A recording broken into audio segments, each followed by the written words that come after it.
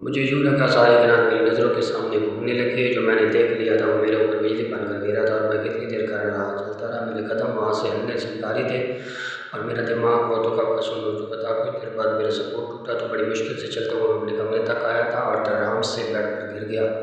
آنکھوں کے سامنے وہ منظر گھومنے لگا جب میرے سر پر بجلیاں گری تھیں اور میں جل کر راکھ ہو گیا تھا۔ مجھے جس کا انتظار تھا، مجھے جس کی تلاش تھی، وہ مجھے جرمنی میں نہیں پاکستان میں بلکہ اپنے گھر میں ملے گی۔ میں نے سوچا بھی نہیں تھا وہ جس کو پا کر میں دنیا میں معتبر ہو سکتا تھا وہ تو میرے گھر میں تھی۔ وہ جس کے پیروں میں کھڑا میں شہزادہ لگ سکتا تھا وہ تو میرے ہی گھر میں تھی، اور میں دنیا میں تلاش کرتا پھر رہا تھا۔ میری ملکہ حسن یہی تھی۔ مجھے اب اس کی تلاش میں بارہ بارہ پھرنے کی ضرورت نہیں تھی، بلکہ مجھے اس کو حاصل کرنے کی ضرورت تھی تاکہ میرے باپ بھی دیکھ سکے میں کسی سے کم نہیں ہوں۔ جس عورت کو اس کی معمولی شکل کی وجہ سے میرے باپ نے ٹھکرا دیا تھا، اسی کا بیٹا دنیا کی حسین ترین لڑکی سے شادی کرے گا تو راکھ ہو جائیں گے سب۔ وہ ساری رات میں سو نہیں سکا تھا اور اگلے دن جاگنگ کے لیے پارک نکل گیا تو مجھے وہاں بھی نظر آئی تھی۔ وہ ٹریک سوٹ میں بھی تھی، اتنی حسین خوبصورت لگ رہی تھی جتنی رات اپنی 19ویں سالگرہ میں پریوں جیسا شاندار لباس پہنے لگ رہی تھی۔ وہ کون تھی میں نہیں جانتا تھا، لیکن میں جاننا چاہتا تھا۔ وہ اکیلی تھی، بالکل اکیلی، تو میں اس کے پاس چلا آیا۔ رات آپ کو اپنے گھر میں دیکھا تو لگا پری شاید راستہ بھول کر زمین پر اتر آئی ہے، مگر ابھی جو گنگ کرتے ہوئے دیکھا تو پتہ چلا نہیں آپ انسان ہی ہیں، لیکن شاید میں نے آپ سے کبھی ملا نہیں۔ میں نے سوالی انداز میں اس کی طرف دیکھا تو وہ کچھ دیر بغور مجھے دیکھ کر پھر کھلکھلا کر ہنس رہی تھی۔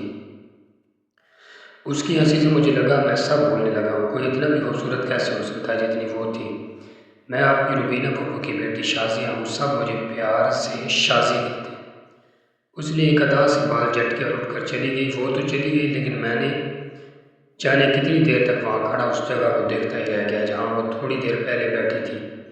وہ بہت خوبصورت تھی اور میری تھی، لیکن مسئلہ یہ تھا کہ وہ روبینہ پھوپھو کی بیٹی تھی اور روبینہ پھوپھو کسی صورت اسے میرا نہیں ہونے دے سکتی تھی۔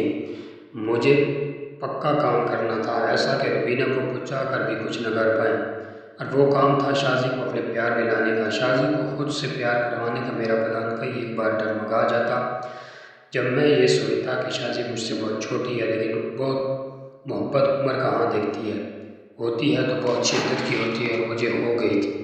میں شازی کو اسٹاک کرنے لگا، اس کی ہر پسند ناپسند سب معلوم کر لیا تھا۔ میں شازی کو اسٹاک کر کے میں ماں کو ایک بار پھر بھولتا جا رہا تھا۔ ایک بار پھر اپنے باپ کے خاندان کے لیے میں ماں کو فراموش کر رہا تھا۔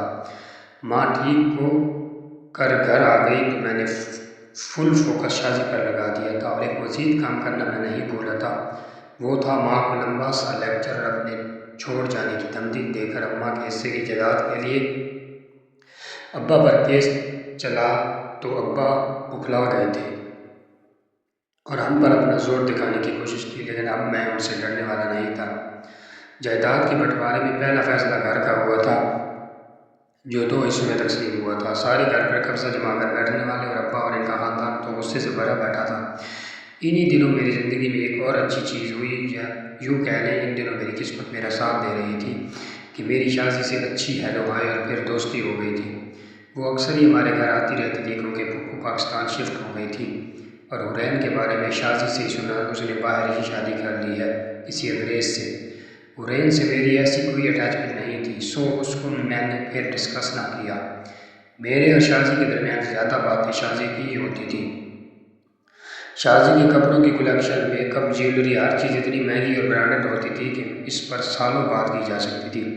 شازی بہت ہی ماڈرن اور فیشن سینس رکھنے والی لڑکی تھی۔ اس جیسی لڑکی کسی کو مل جانا بہت کمال کی بات ہوتی ہے۔ میں تو اس کا گرویدہ تھا، اور آہستہ آہستہ میں نے اسے بھی اپنا گرویدہ کر لیا تھا۔ اسد اسے پسند کرتا تھا، لیکن جب وہ اسد کو نظر انداز کر کے میرے ساتھ گھنٹوں گزارتی تھی تو میں خود کو آسمان میں اڑتا ہوا محسوس کرتا تھا، اور جب اس کے ہاتھ بڑھانے پر وہ انکار کر کے اس کا ہاتھ جھٹک دیتی تھی تو میرے دل کو انجانا سا سکون ملتا تھا۔ اب سب کچھ اسد کو تو نہیں مل سکتا، ہمیشہ سے سب اسے ملتا آیا تھا، اور اب میری باری تھی۔ میری قسمت مہربان تھی، اب سب مجھے ہی ملنا تھا۔ شازی مجھے ہی ملنی تھی، اور اب اس بات کا مجھے یقین ہو گیا تھا کہ شازی مجھ سے ہی شادی کرے گی، چاہے پھوپھو نہ بھی چاہیں۔ تو میں اپنا کام کر چکا تھا، میں شازی کے دل میں اپنے لیے محبت بھر چکا تھا۔ کورٹ نے فیصلہ سنا دیا تھا اور اماں کا حصہ مجھے مل گیا تھا۔ ابا بولا بلائے بلائے سے کرتے تھے، انہیں سب کچھ اپنے ہاتھ سے جاتے ہوئے نظر آ رہا تھا اور اسد کی دھمکیاں بھی عروج پر تھیں۔ وہ شازی کے لیے کار میں لڑ رہا تھا اور شازی نے سب کے سامنے اسے تھپڑ مار کر انکار کر دیا تھا اور میرا ہاتھ تھام لیا تھا۔ وہ شازی جس پر ہزاروں لڑکے اور دنیا کرتی تھی، وہ میرے لیے سب کچھ کرنے کو تیار تھی۔ اس سے بڑھ کر میری خوش نصیبی کیا ہوگی؟ روبینہ پھپھو کئی ایک بار مجھے وارن کر چکی تھی اور سختی سے شازی سے دور رہنے کو کہا تھا، لیکن میں کہاں ماننے والا تھا۔ میں شازی سے شادی کر کے ہی سب کے منہ بند کروانے والا تھا۔ اماں مجھے سمجھا سمجھا کر تھک چکی تھی کہ میں ان لوگوں کے چکروں میں نہ پڑوں، یہ مجھے کہیں کا نہیں چھوڑیں گے، لیکن میں نے ہمیشہ کی طرح اماں کی نہیں اپنی سنی اور اپنی ہی کی۔ میں نے اور شازی نے فیصلہ کیا کہ ہم کورٹ میرج کریں گے اور اس کے بعد ہی انفارم کریں گے سب کو۔ میں تو سوچ سوچ کر ہی اتنا خوش ہو رہا تھا کہ جب میرے جرمنی والے پاکستان والے دوستوں کو پتہ چلے گا کہ میں نے ایک سپر اسٹار کی بیٹی سے شادی کی ہے تو میری کتنی واہ واہی ہوگی، اور دوستوں کے ساتھ مل کر خوب پارٹیاں کرنے کا پلان تھا۔ شازی تھی بھی اس طرح کی لڑکی کہ ماڈرن لباس پہننے والی، پارٹی شارٹی کرنے والی، اور شاید اندر سے بھی ایسا ہی تھا۔ بس اتنے سالوں سے معصوم بننے کی اداکاری کر رہا تھا۔ مجھ جیسا ہر مرد ایسا ہی ہوتا ہے، یا پھر میرے اندر میرے باپ کی عادتیں خون کے ساتھ منتقل کی گئی تھیں حسن پرست ہونے کی عادت میں۔ اور شازی سارا منصوبہ بنا کر اگلے ہی دن کورٹ کے لیے نکل گئے تھے۔ ابھی ہم راستے میں تھے جب ایک جگہ شازی کی گاڑی رکوا دی اور بچوں کی طرح خوش ہونے لگی، کیونکہ اس راستے پر شازی کی فیوریٹ کافی شاپ تھی۔ میں اتر کر کافی لے جانے لگا۔ جب شازی نے کہا وہ خود میرے لیے لے کر آنا چاہتی ہے، اسے خوشی ہوگی، تو میں اس کے کہنے پر ہی فدا ہو گیا تھا۔ تھوڑی دیر بعد وہ 2 کپ کافی کے ساتھ لوٹی تھی۔ گاڑی پھر سے چل پڑی اور ہم دونوں باتوں کے ساتھ کافی انجوائے کرنے لگے۔ جب مجھے چکر آنا شروع ہو گیا اور میری آنکھوں کے سامنے اندھیرا سا چھانے لگا اور پھر میں نے دھیرے دھیرے ہوش و حواس سے بیگانہ ہوتا چلا گیا، تو مجھے جانے کتنی دیر بعد ہوش آیا جب میں نے خود کو اپنی گاڑی میں ہی پایا تھا۔ گاڑی میں نہ ڈرائیور تھا اور نہ ہی شازی تھی۔ میں بکھلا گیا اور شازی کو ڈھونڈنے لگا، لیکن وہ مجھے کہیں نہیں ملی۔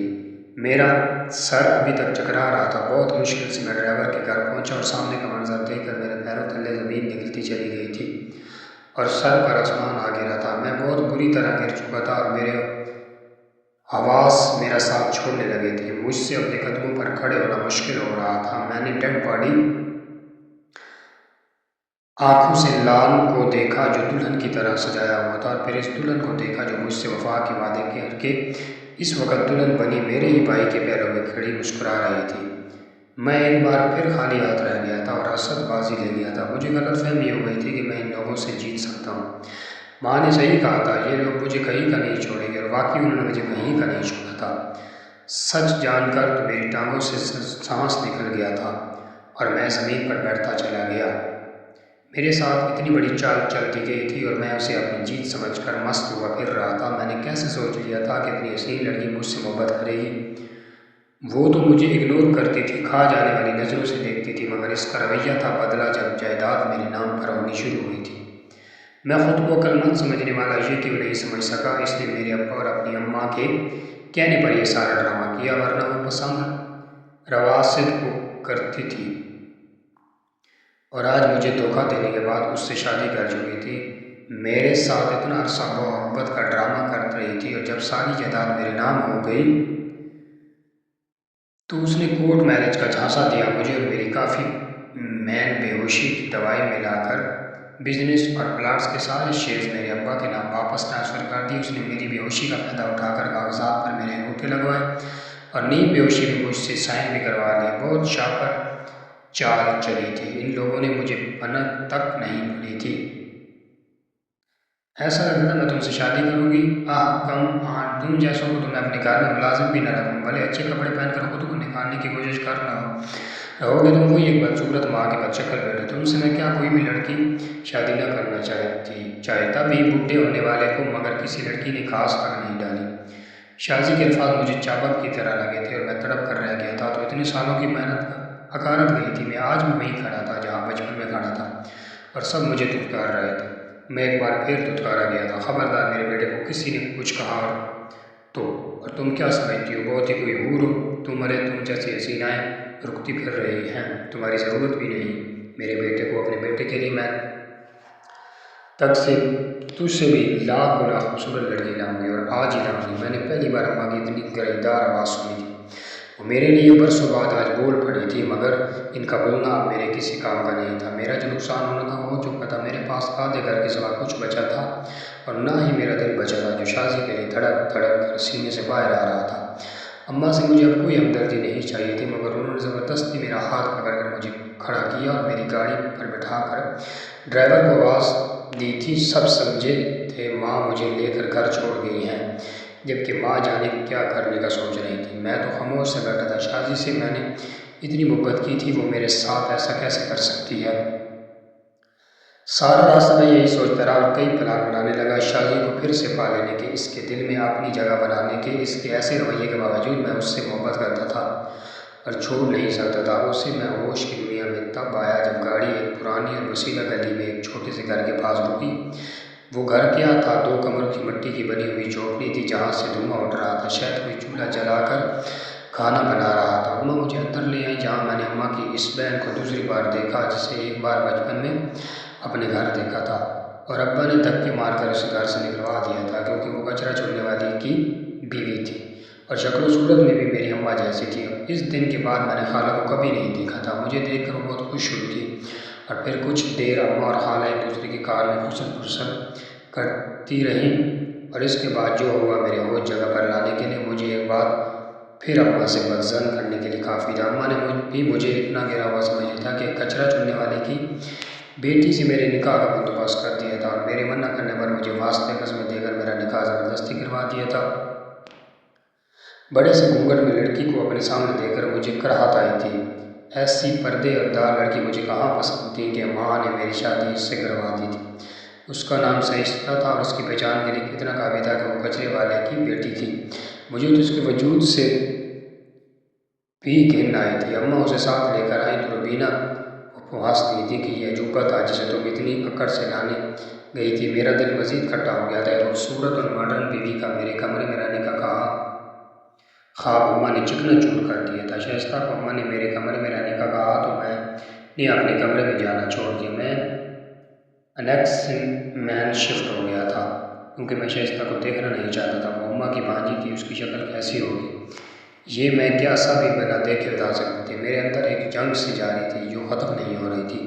میں اپنی آنکھوں کے سامنے ایسا تو شازی کو گھومتے پھرتے پارٹیاں انجوائے کرتے دیکھ رہا تھا اور خود کو تکلیف دیتا تھا۔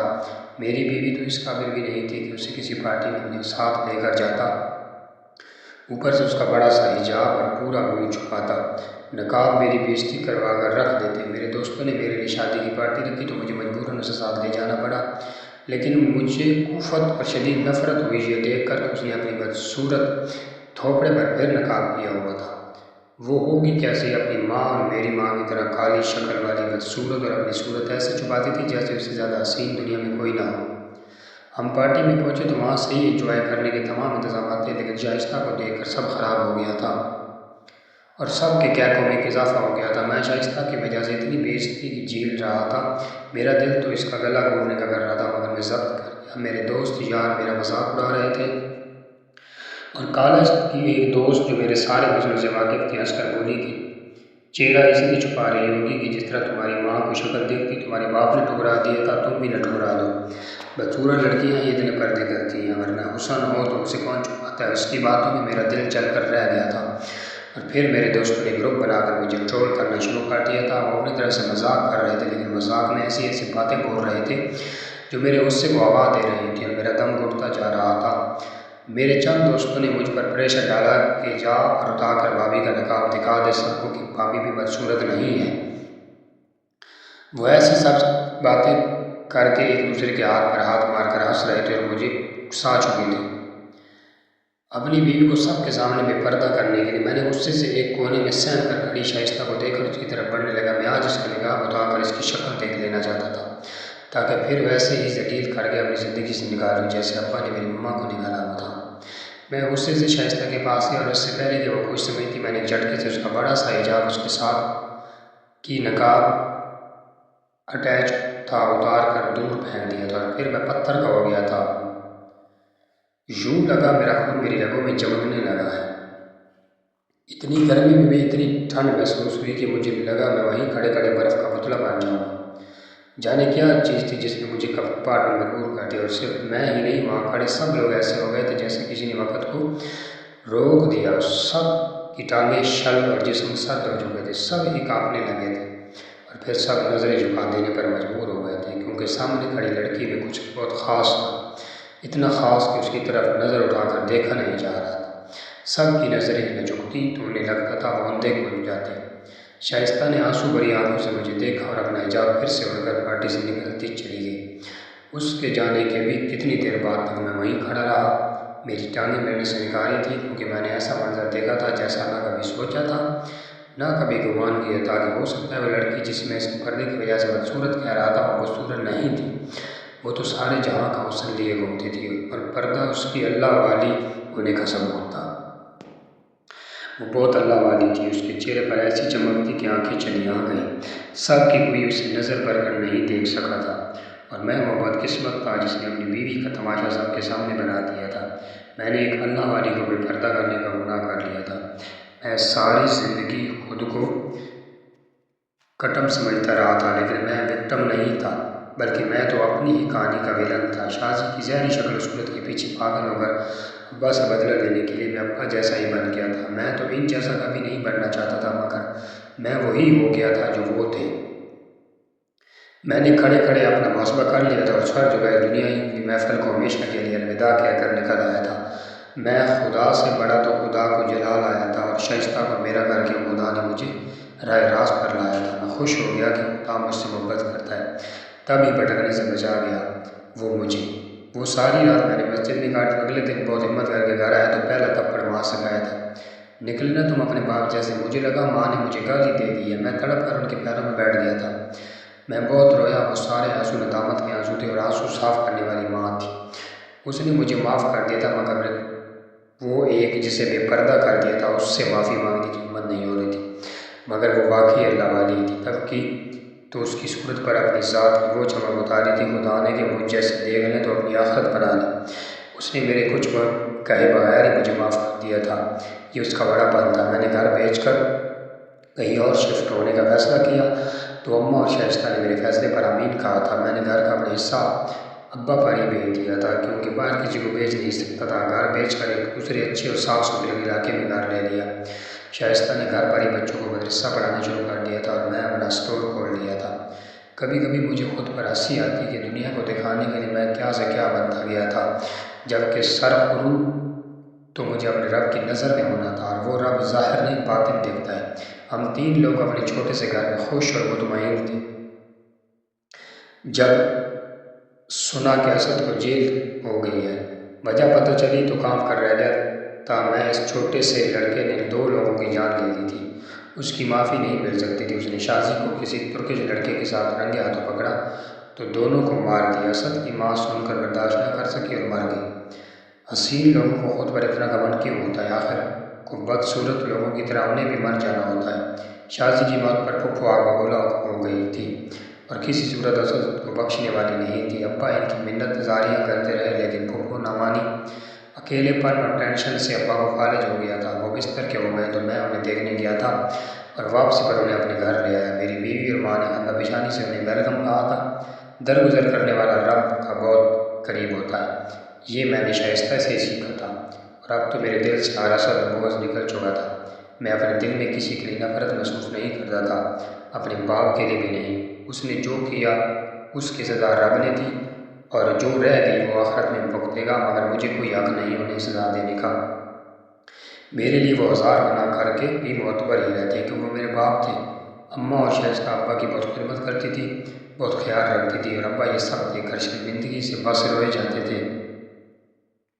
وہ شرمندہ ہو گئے تھے، یہی کافی تھا۔ اور ویسے بھی اچھا سچا مسلمان تو وہی تھا جو بدلہ لینے کی جگہ اپنے رویے سے سامنے والے کو احساس دلائے کہ وہ غلط تھا۔ میں نے اچھا انسان اور مسلمان ہونا شائستہ سے سیکھ لیا ہے۔ بے شک اچھی بیوی آپ کو جنت تک لے جاتی ہے۔ اللہ حافظ۔